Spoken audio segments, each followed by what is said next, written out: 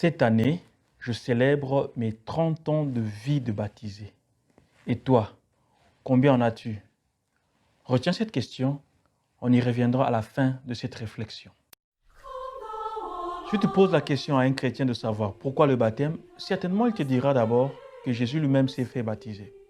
Et ce n'est pas faux. C'est même la raison pour laquelle nous célébrons ce dimanche la fête du baptême du Seigneur. Cette fête qui suit l'Épiphanie conclut le temps de Noël avant le début du temps ordinaire. Tandis que Jean baptise Jésus sur les rives de Jourdain, il se passe quelque chose de grandiose. Les cieux se déchirent, on entend la voix du Père et l'Esprit Saint descend sur Jésus sous une forme visible. Il s'agit de la manifestation de la Sainte Trinité. Toutefois, pourquoi cette vision a-t-elle lieu au moment où Jésus est baptisé?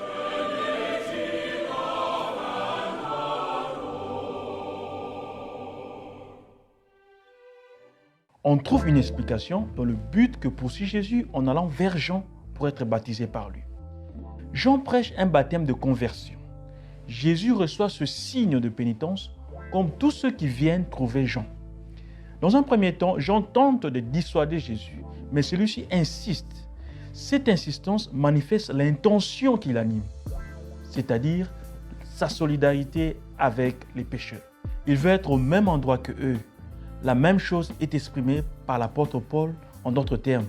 Celui qui n'a pas connu le péché, Dieu l'a fait pécheur pour nous, afin qu'en lui, nous devenions justice de Dieu. C'est à ce moment de solidarité intense avec les pécheurs qu'a lieu la grandiose épiphanie trinitaire. La voix du Père qui retentit dans le ciel annonce « Tu es mon Fils bien-aimé, en toi je trouve ma joie ».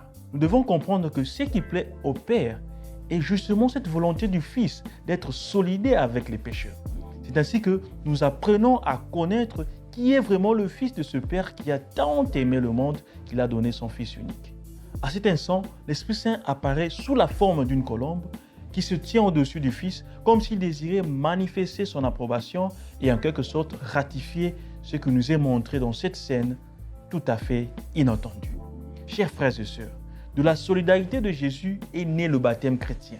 Chemin du salut, est né le salut. En célébrant donc le baptême du Seigneur, nous proclamons tout haut la valeur et l'importance de la solidarité. Une solidarité qui sauve. Un écrivain français, Bernard Werber, disait ceci. La solidarité naît de la douleur et non de la joie. On se sent plus proche de quelqu'un qui a subi avec nous une preuve pénible que de quelqu'un qui a partagé avec nous un moment heureux. Dans tes 10 ans, 20 ans, 30 ans, 40 ans ou plus de vie de baptisé, peux-tu affirmer que tu as été solidaire avec les autres dans leurs moments difficiles? Dieu a-t-il toujours trouvé sa joie en toi comme en Jésus? Si tel n'a pas été le cas, fais donc ce que Isaïe dit dans la première lecture. Cherche le Seigneur tant qu'il se laisse trouver, invoque-le tant qu'il est proche. Abandonne ta méchanceté et tes pensées mauvaises. Reviens vers le Seigneur, il te montrera sa miséricorde. Et vis ton baptême en étant solidaire. Bon dimanche à tous.